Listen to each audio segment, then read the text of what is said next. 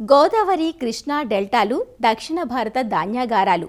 అందుకే ఈ ప్రాంతానికి అనుకూలంగా ఉండేలా ఎన్నో వరి రకాలను రూపొందించారు మన శాస్త్రవేత్తలు. కృష్ణా జిల్లా ఘంటసాల మండలం ఘంటసాలపాలెంలో అటు వ్యవసాయంలోనూ ఇటు పాడి పశువుల పెంపకంలోనూ రాణిస్తున్న రైతు ఉప్పల ప్రసాదరావు రైతు లోకానికి చిరకాలంగా సుపరిచితులే. ఎప్పటికప్పుడు నూతన రకాలను తెచ్చి సాగు చేసే ఈ రైతు ఈ ఏడాది ఖరీఫ్లో మినీకిట్ దశలో ఉన్న 2 వరి రకాలను సాగు చేశారు.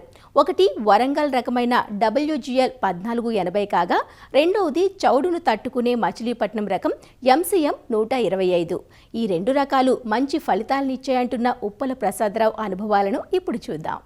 గత 40 ఏళ్ళ నుంచి వ్యవసాయం పశుపోషణ చేపట్టానండి. మాకు వరి ప్రధానమైన పంట అండి. ఖరీఫ్లో వరి వేస్తామండి. వరిలో కాడ ముతక రకాలు అంటే 10-67 వచ్చిన తర్వాత మా బాగా షూట్ అయిందండి. 100కి 90 నుంచి 95 ఎకరాలు ఆ వెరైటీ చేస్తారు మా జిల్లా మొత్తం ఎక్కువగాను. ఇక్కడ 10-20 మిల్లర్స్ కాడ బాగా కొంటున్నారు. కాకపోతే ఏమవుతుందంటే 10-20 కొంచెం కాలువ చివరి భూములకి కొంచెం నీళ్లు లేటుగా వస్తుంటే 150-155 రోజులు అవటం వల్ల మినిమం మాకు ముంజాత వేస్తే నవంబర్ 2వ వారం నుంచి వేస్తే మంచి దిగుబడులు వస్తున్నాయండి. కొంచెం ఒక్కొక్కసారి అది అన్ని రోజులు ఎక్కువ అవటం వల్ల మినిమం దిగుబడులు తగ్గుతున్నాయి. 10-61 పడిపోతుంది. కాలుబలం చాలా తక్కువ. కాలుబలం కలిగి ఉండి అదే గింజనాంశంతుండి కొంచెం 10 రోజులు తగ్గితే చాలా మంచిది అనుకుంటున్నాం. అలాంటిదే అనుకోకుండా 1480 WGL 1480 వరంగల్ వెరైటీ ఒకటి 7 దీన్ని మినీకెట్ వేసామండి. చాలా అద్భుతంగా ఉంది. అలాగే 7 ఆ మినీకెట్ నుంచి పండిన ధాన్యాన్ని ఒక 5-6 ఎకరాల్లో నాటాం. 10-60 చెగ్గా పెట్టి చూసుకుంటే మా 10-60 మీద అన్ని రకాలుగా చాలా బాగుంది. నేనైతే కొద్ది ధాన్యాన్ని మిల్లర్స్ కాడ చూపించాను. 10-60 మళ్ళీ నా గింజ నాణ్యత చాలా బాగుందని చెప్పారని దీన్ని ధైర్యంగా దీని మీద నమ్మకం కలిగి ఒక 5 ఎకరాలు సాగు చేశానండి. మాకు ఎక్కడకాడ ఒరగటం కానీ ఏమీ లేదండి. బాగా కాలుబలం ఉండే కారణం బాగా దృఢంగా ఉండి చీడపీడల్ని బాగా తట్టుకుంది. ఎక్కడ ఒక స్ప్రేయింగ్ చేయలేదండి. స్ప్రేయింగ్ చేయకపోయినప్పటికీ కాడ ఏ రకమైన ఆకు చుట్టు పురుగు కానీ దోమ కానీ ఏ రకమైన సమస్యలు లేకుండా మంచి ఆరోగ్యంగా దుబ్బు కాడ బాగా చేసింది.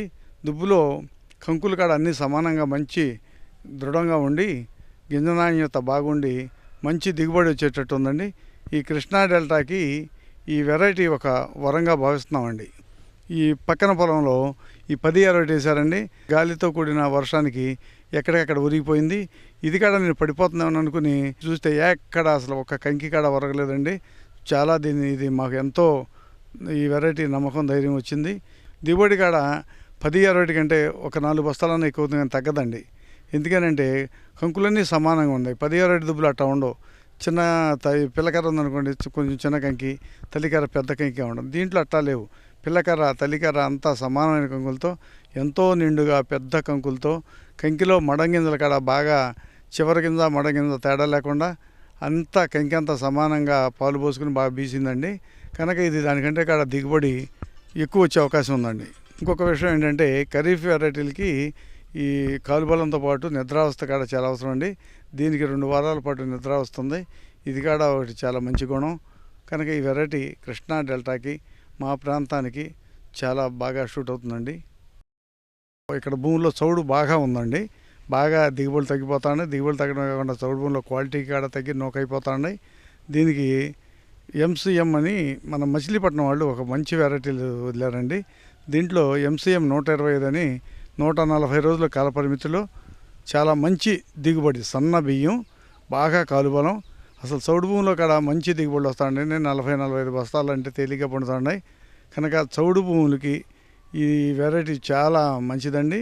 చౌడుని తట్టుకోవడమే కాదు, చీడపీడల కాడ తట్టుకుని బాగా కాలుబలం కలిగి దోమపోటు రాదు, ఏ తెగుళ్ళు లేవండి.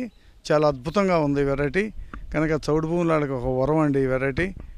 డార్మోన్సీ కాడ ఉందండి. 2 వారాల పాటు నిద్ర వస్తుంది. అసలు చౌడు భూములకి ఒక అదృష్టంగా భావించవచ్చు. చాలా బాగుంటుంది. చౌడు భూములో కాడ మంచి భూముల్లో ధీటుగా దిగుబడి వస్తుంది.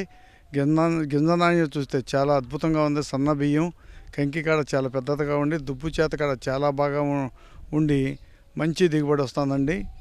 ఇది జూలై ఆఖరి వారంలో నారు పోసామండి. నారు పోసాము 30 రోజులు, సుమారుగా 2 రోజులు అటు ఇటు 30 రోజులు నారు ఇచ్చామండి. నారు మామూలుగా మాకు ఏంటంటే డైరీ ఉంది. ఏటా 2-3 ట్రక్కులు పెండపోతూ వెళ్తాం. దాంతోపాటుగా పొలం అంతా ఈ పచ్చి రొట్ట జనుము జీలగా తప్పకుండా వేస్తాం. ఈ పచ్చి రొట్ట ఈ పెండపోగు వేయటం వల్ల రసాయనిక ఎరువుల ఖర్చు బాగా తగ్గుతుందండి. దాంట్లో మేము తక్కువగా అంటే 30 కేజీలు DAP, 20 కేజీలు యూరియా, 20 కేజీలు పొటాష్ చేసాం మొదట కోటాగా.